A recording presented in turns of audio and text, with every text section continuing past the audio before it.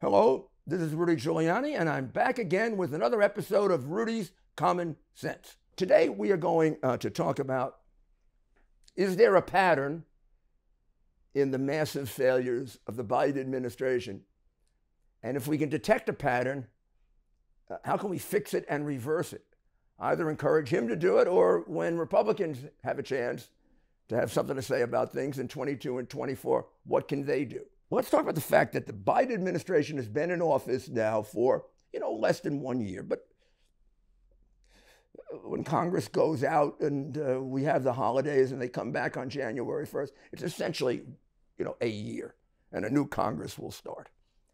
And there's, I guess, a partisan part to this, but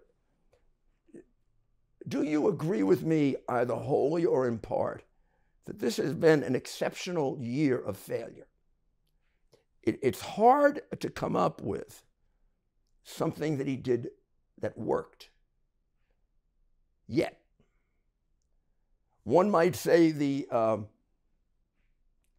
COVID add-on money, but there are those who say that sparked inflation because the old COVID money hadn't been even paid out yet, and all it did was add unnecessary amounts of money to an economy that didn't need it yet. And something caused the inflation, and it wasn't Donald Trump or the wind or climate change. It seemed that he was sworn in for a minute, and he canceled the Keystone XL pipeline. One signature destroyed 25,000 to 30,000 jobs immediately. On January 1st, 2021, 25,000 Americans and a significant number of Canadians found out they didn't have a job. And then the cascading effect of that in terms of the businesses and economic damage done to those who had contracts for and were going to build it throughout America is just too hard for me to actually put a number on, because the significance really isn't what was pulled out of the economy, although, it kind of builds up after a while. The significance is that Donald Trump had achieved something we've been trying to do since, seems to me, I was a boy. Energy independence. Gosh, I remember the Carter administration with the long lines of cars, and everybody was saying if we could only have energy independence. And everybody else would say it's impossible. We don't have enough oil. We don't have enough fossil fuels. And I even came up with my own, I wrote a bit about it. I came up with my own theory that maybe we didn't need complete independence. Maybe we could depend on the US, Canada, and Mexico, so that we wouldn't have to depend on difficult countries to deal with, like Saudi Arabia, or straight out enemies like Russia. That decision was of no benefit to the United States. It hurt the United States dramatically internally. It benefited other nations. Our enemies made Russia much more important, made OPEC much more important again. We virtually had them under our thumb. And it showed that he could be bullied by the stupidity of their interpretation of climate change. So there are many other decisions that he made in the 10 months after that. And what we're going to do is we're going to see if there's a pattern to them. I'm going to outline the pattern for you. Then we're going to go through them, and you with me, we'll do a checklist of, do these decisions fit a pattern? I fixed New York because I studied for a year and a half the things that were done wrong and was ready the day I walked in to change every one of them. I didn't wait. We can't wait because we're losing our form of government and our way of life. So now let's take a short break, and we'll be right back with some of those common characteristics. Thank you. How much equity do you have in your home? 50,000, 100,000, more? Cybercrime experts are alerting homeowners that the more equity you have, the greater the chance foreign and domestic criminals will come after you.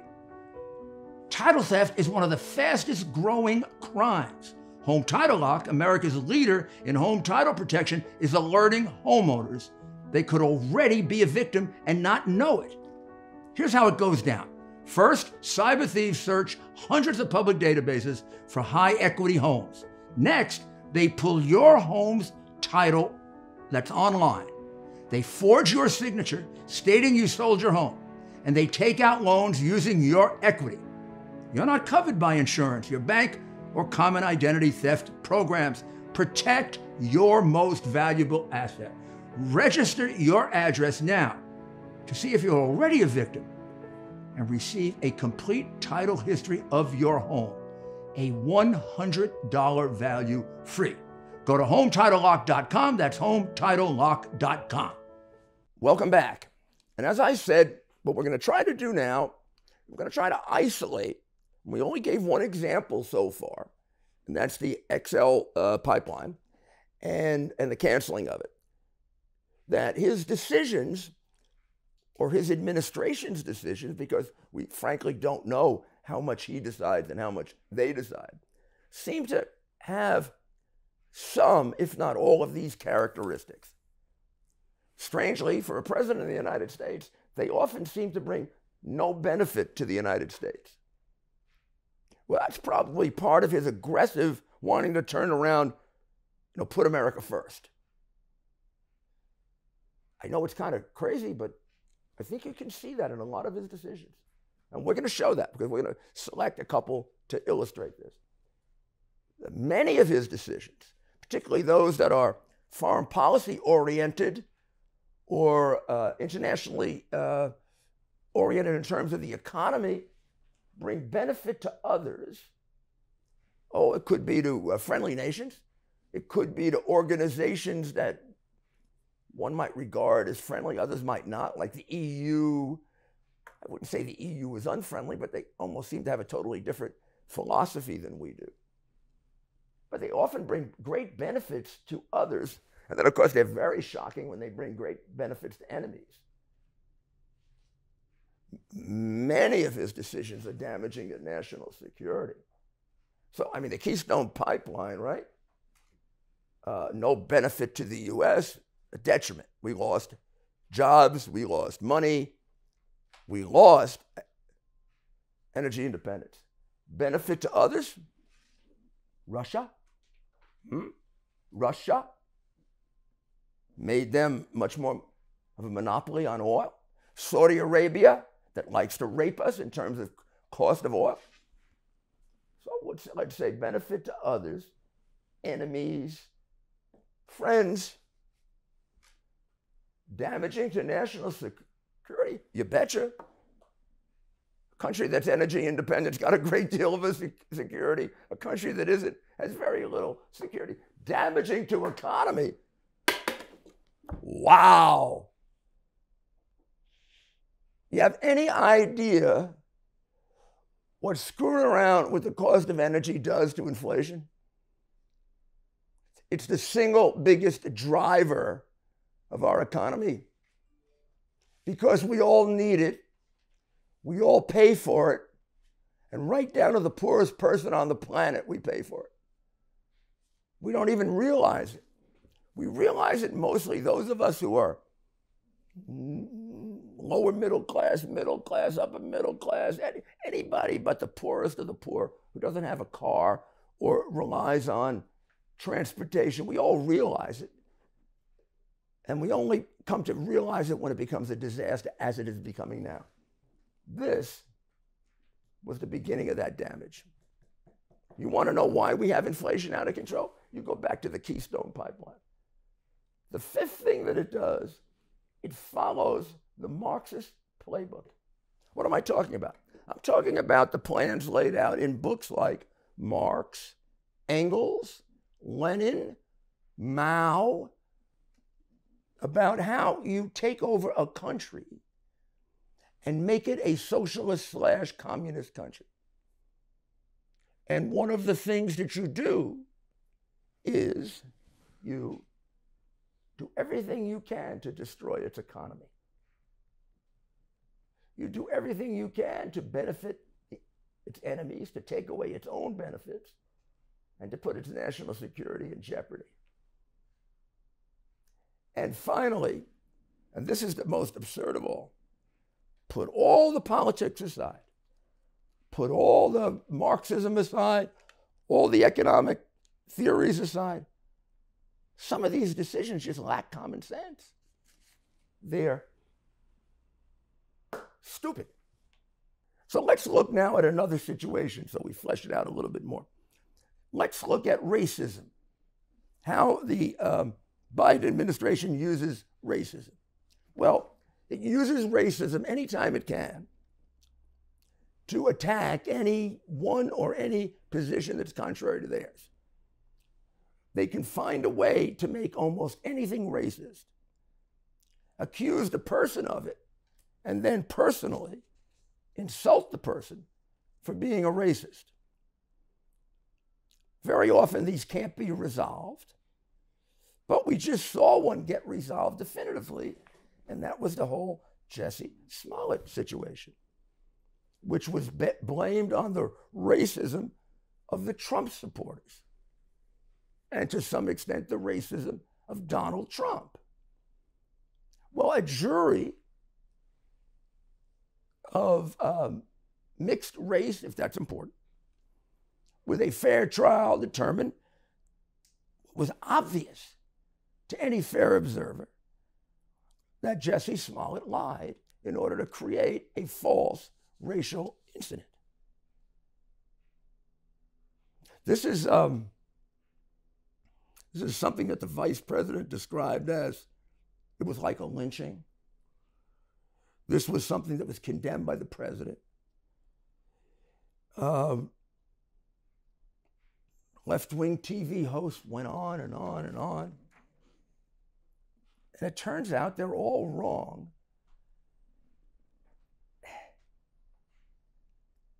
Now, how does this fit? How does this fit? Before we get to the fact that it's been proven wrong, how does magnifying this charge of racism that emerged from the false fact of the Smollett case fit our pattern? Of course, it's no benefit to the U.S.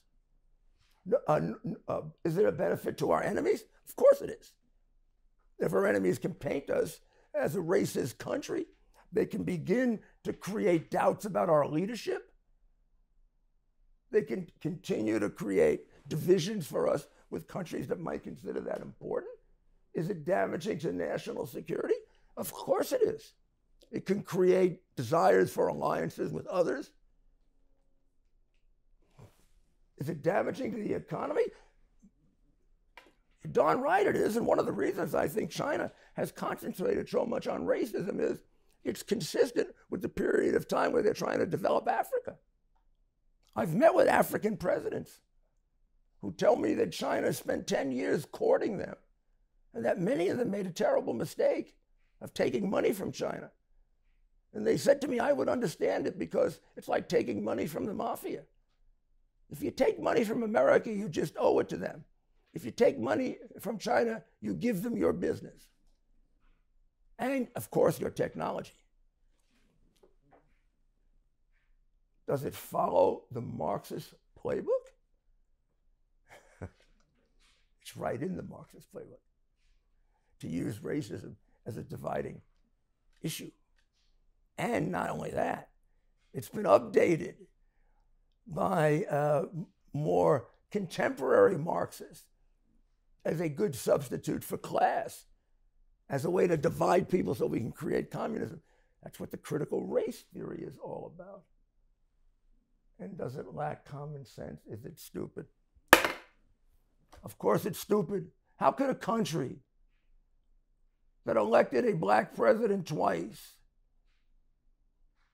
and a black vice president once and has any number of blacks in positions of tremendous responsibility under both Republicans and Democrats, could it have some racial issues? Yes. Is it racist? And the worst harm of all of this,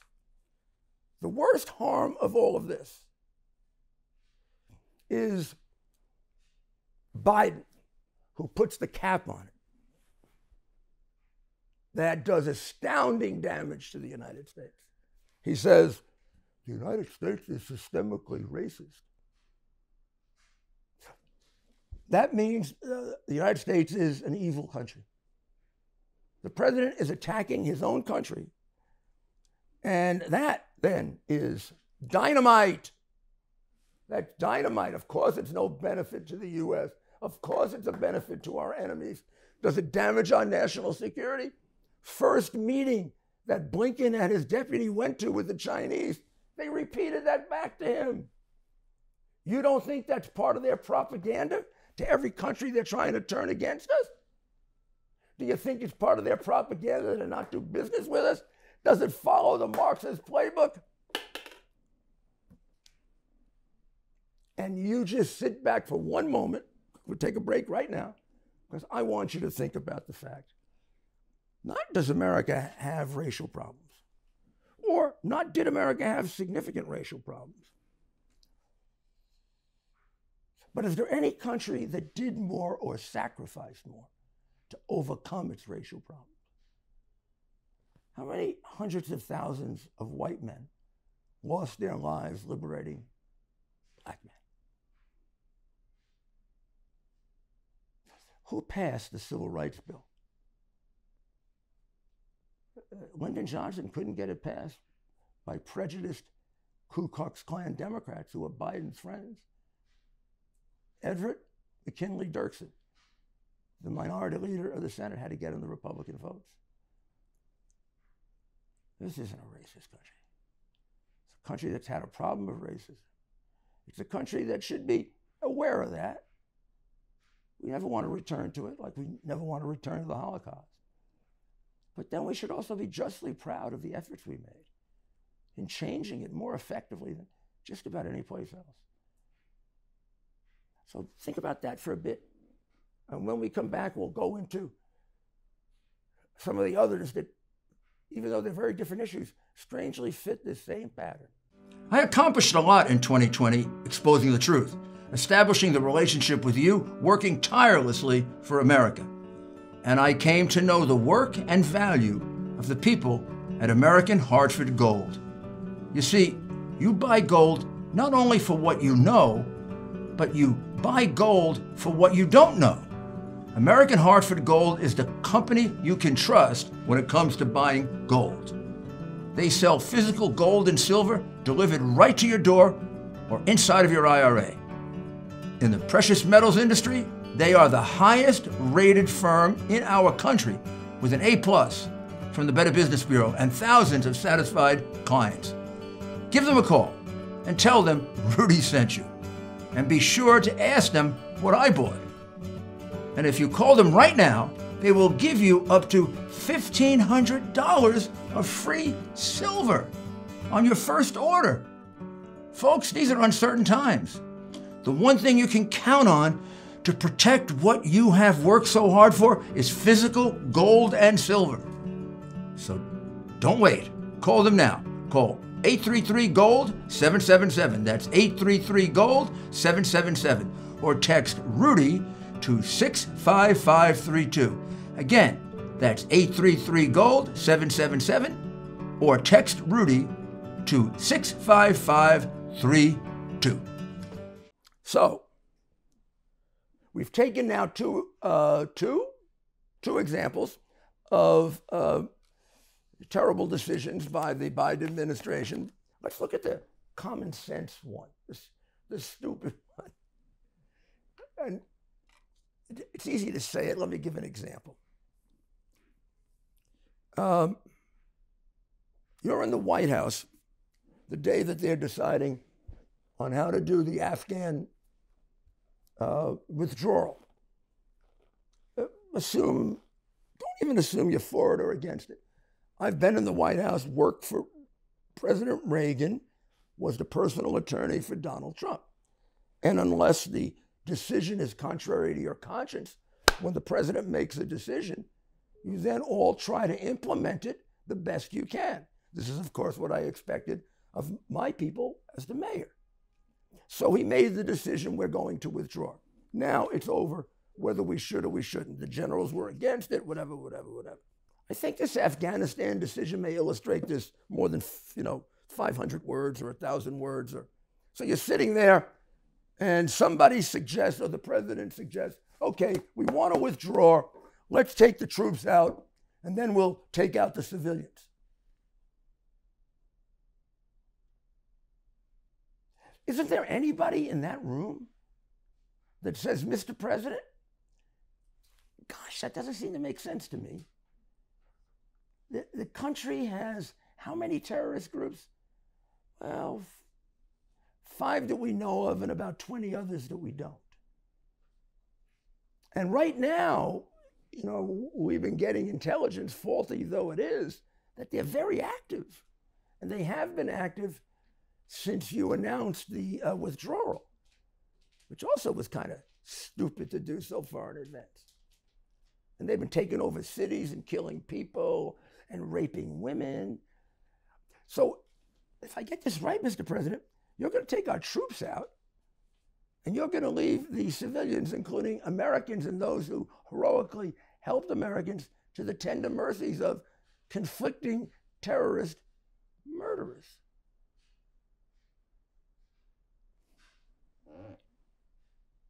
Why would you make that decision? So now let's quickly go through all the other decisions that fall into this 6-part recipe for disaster. Maybe not every one. Depends a little on whether it's foreign policy or domestic policy.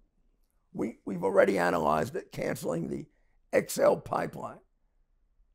How about rescinding almost immediately on the same day the Remain in Mexico policy, when we have a fear of CCP virus or COVID coming into the United States, and we let them in and we don't test them and we don't give them vaccines and we don't give them treatment. But we say we're not going to examine them in Mexico anymore. We'll bring them all into the United States. Bring them across the border to Texas. Let's see how many infected people we can get into Texas all at once. How about canceling the wall immediately? Virtually opening the southern border. You can't argue they didn't. So far this year, it's almost over, we're at about 1.8 million people apprehended, most of them at the southern border. The rule of thumb is low, conservative. About 50% don't get apprehended. So let's say 1.8 million is going to be 2 million by the end of the year, and another 1 million we never put our eyes on.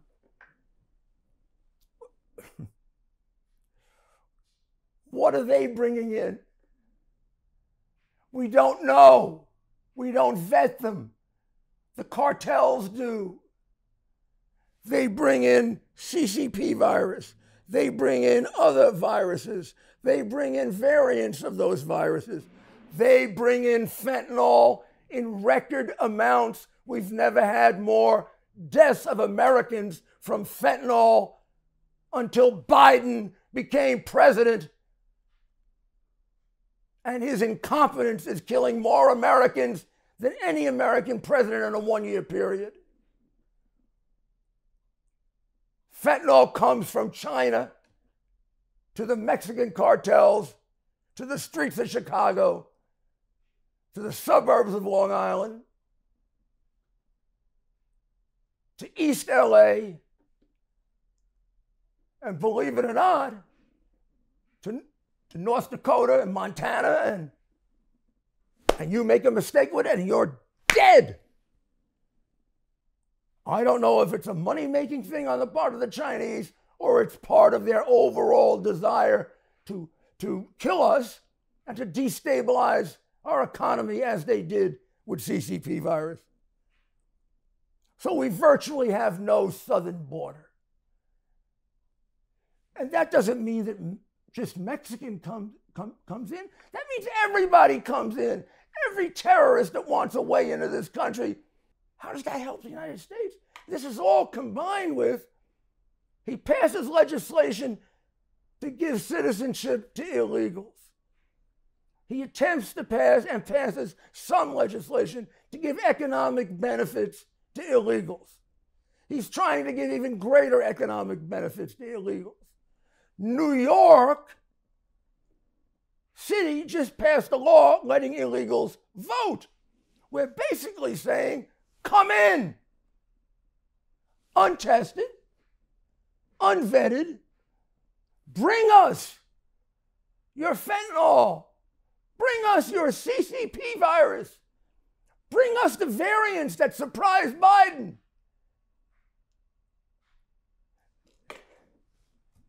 That's no benefit to the U.S.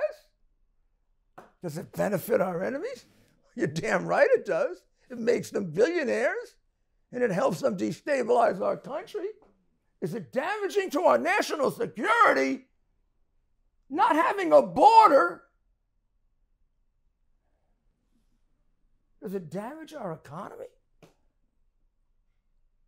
Huh. Is it following a Marxist playbook to destabilize the country whose form of government and way of life you want to overturn? You're damn right it does. There's a lot of common sense. Now here, if you're that kind of evil person, maybe it doesn't lack common sense. It's not a bad plan. And what about the hundreds of thousands they resettle in communities all over the United States, and they don't tell them who the people are? These are people who came in unvetted, unexamined. We're driving Americans crazy over wearing masks and getting vaccinated, and we're taking their jobs away. We're keeping their children out of school. I don't know what we're doing to a whole generation of school children that have been wearing a mask for a year and a half. I don't know what kind of psychological problems we're creating with these ridiculous lockdowns and masks and the fear that we're creating. We're making our country into a cowardly country that is governed by fear. Every time we see Biden, he looks like he's scared of his own shadow. The damages that's doing to our psyche. His suicide rates are up dramatically among young people. Depression, mental illness among young people. Deaths to other people, older, for illnesses that haven't been treated, illnesses that haven't been caught, elective procedures that weren't done that really aren't elective. You only find out it's elective after it's over. The inflation we were experiencing in March was transitory.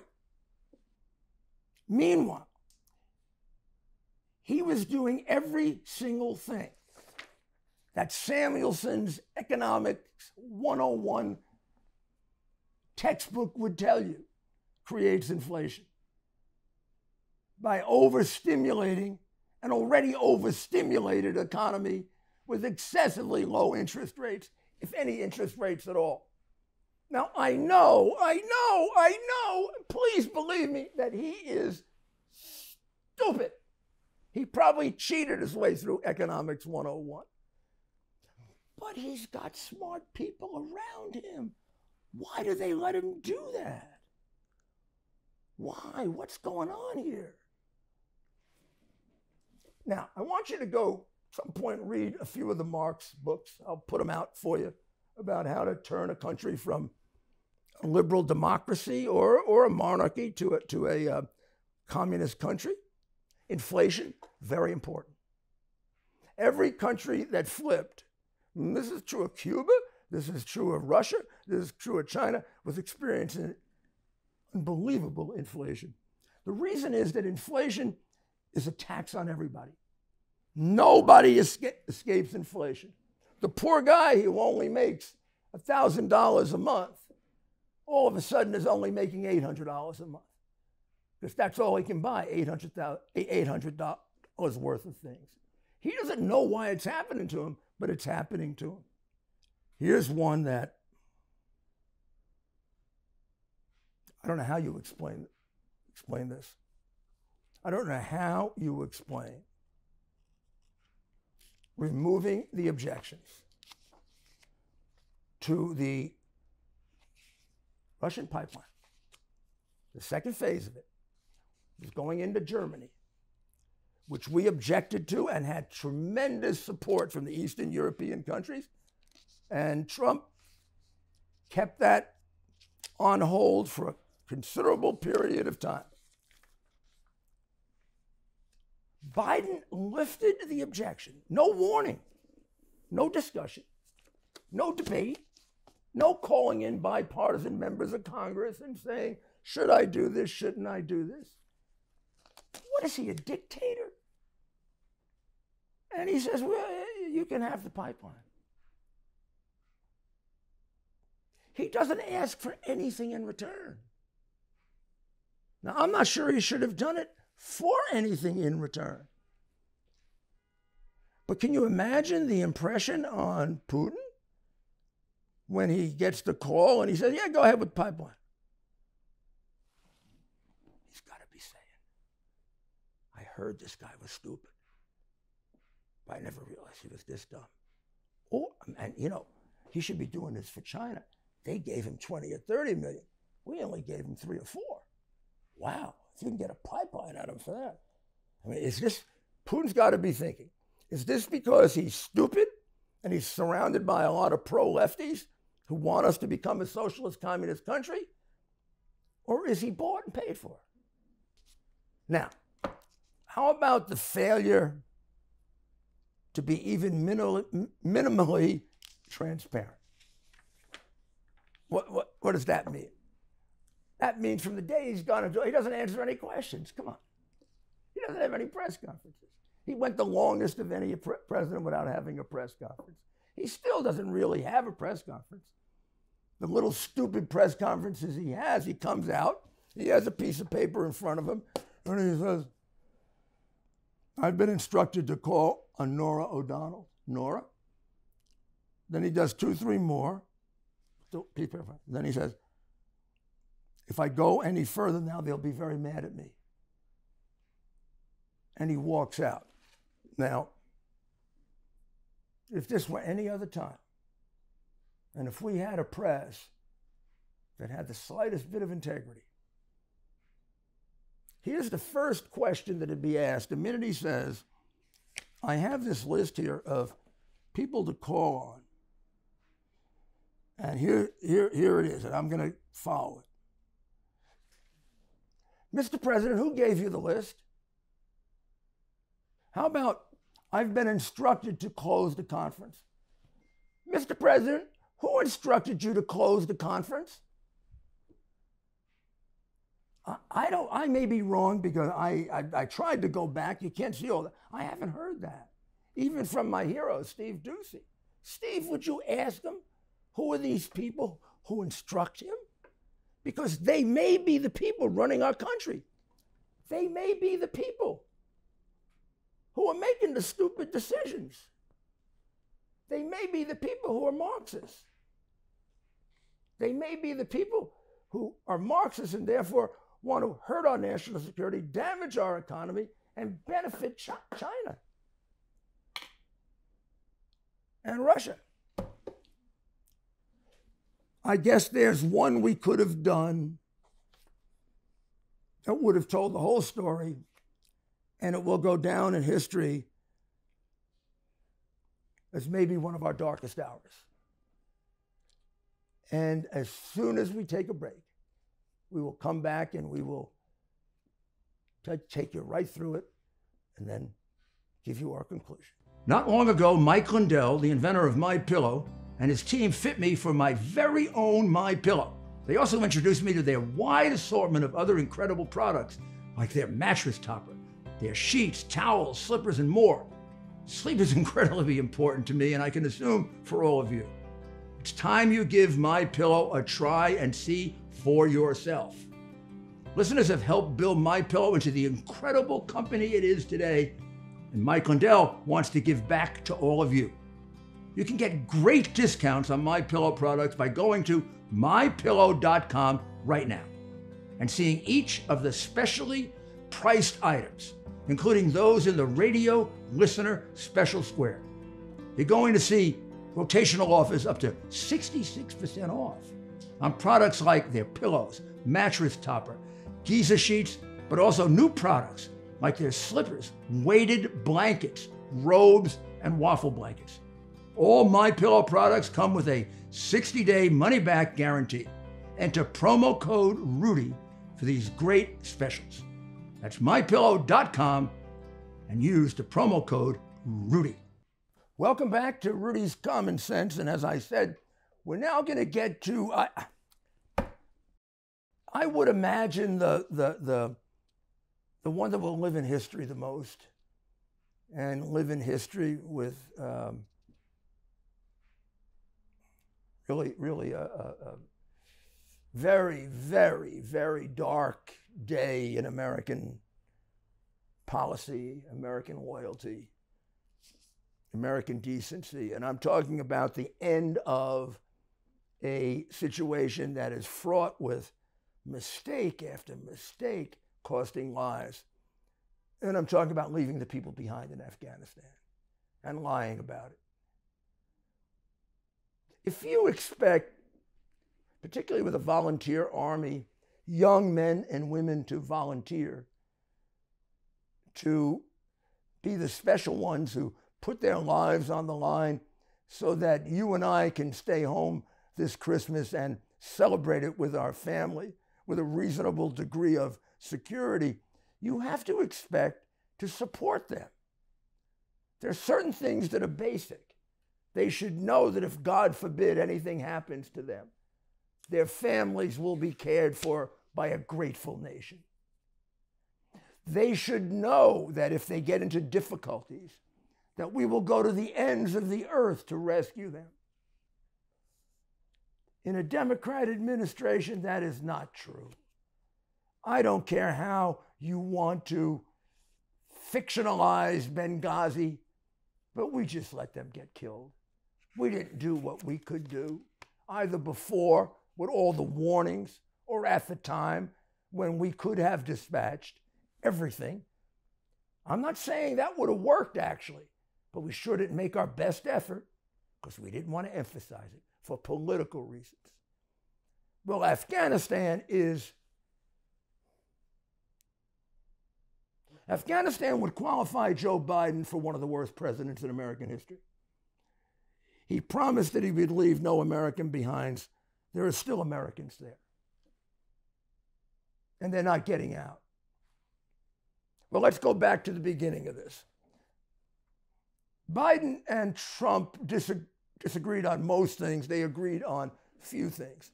But they did agree that we should withdraw from Afghanistan, that the war was too long and it was not producing what it should be at this point. Many disagreed with that. Many disagreed with complete withdrawal. I did. And thought the withdrawal should have left some degree of American troops behind because there are American interests there and to protect American interests. And I surely never even thought in a million years that we would give up the Bagram Air Base.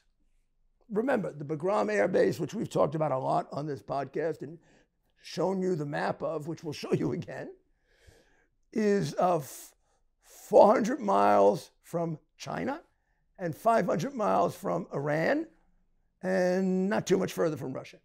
Could you pick a more strategic spot? No. So,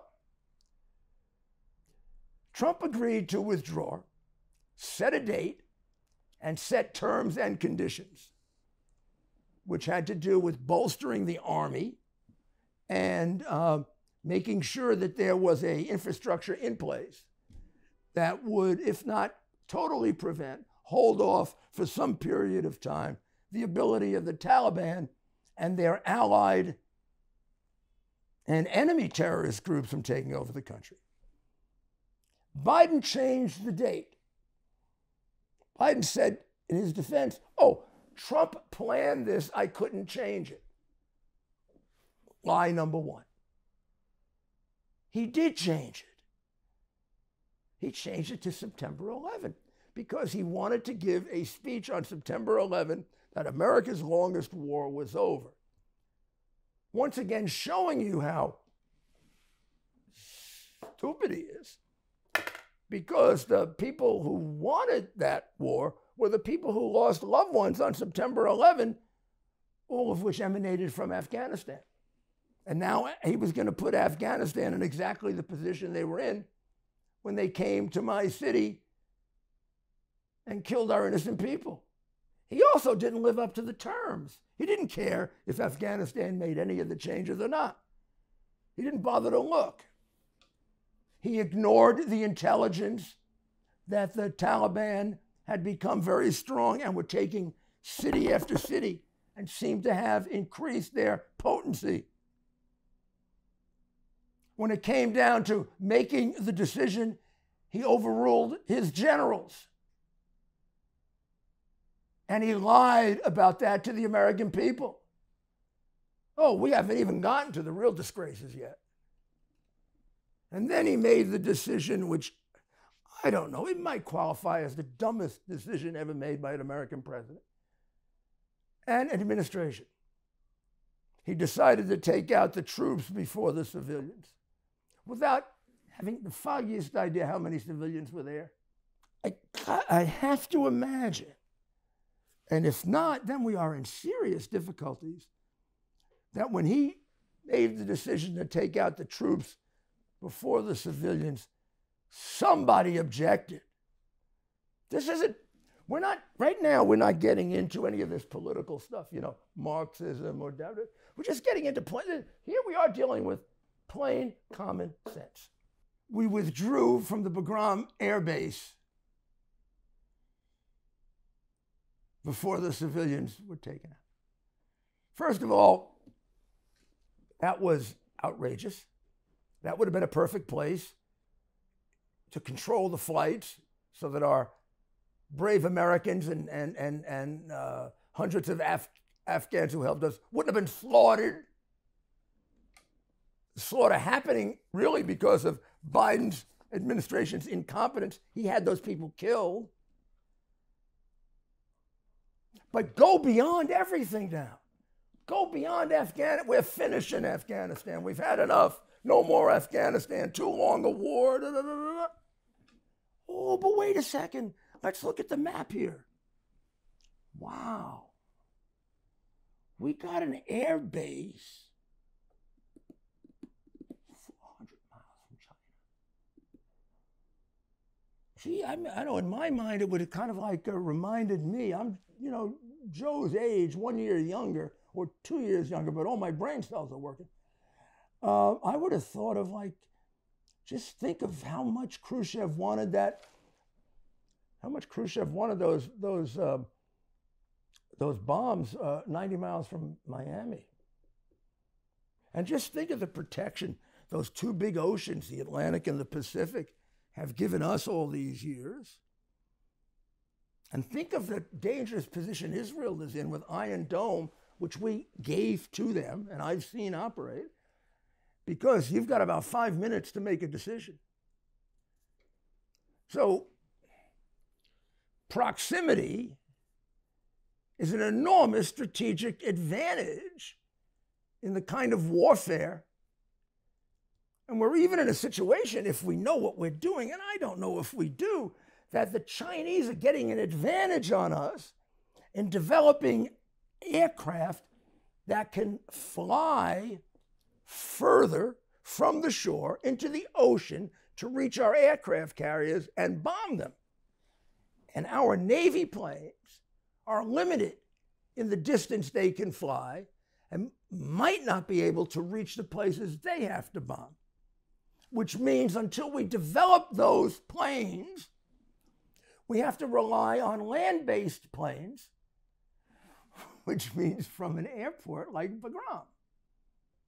And it's too damn compromising for the press not to have covered and not be proven to be crooked and dishonest. What are the others that we can do very, very quickly? Now, one that's very, very prescient, very, very current right now, is the entire hysterical approach to the CCP virus.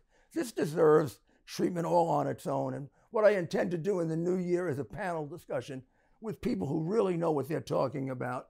But every time we hear the word COVID or CCP, he walks around with his mask on. He walks around, he doesn't know where he is. He does stupid things like he keeps his mask on behind stage. He comes out, he takes the mask off, and he kisses somebody. How do they expect us to trust them when they don't do two things? They don't tell us the effectiveness of natural immunity. How many people are naturally immune? Well, we can determine that. How many have had CCP viruses? How many have had their antibodies checked?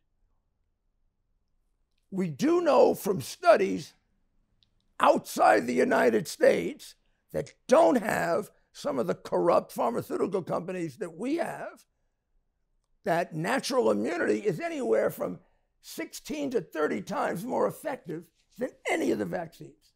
And we do know that the vaccines, although they may be effective in preventing death, really are not terribly effective in preventing the illness.